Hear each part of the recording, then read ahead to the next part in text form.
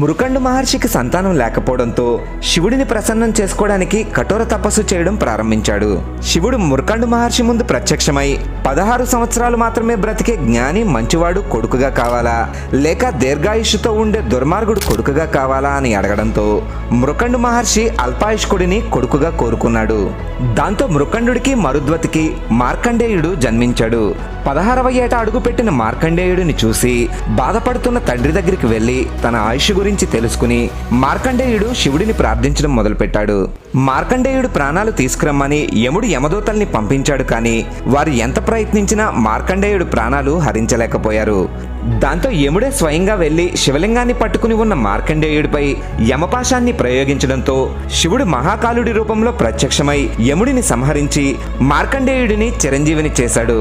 దాంతో దేవతలంతా యముడిని తిరిగి బ్రతికించమని కోరడంతో శివుడు యముడిని బ్రతికించాడు.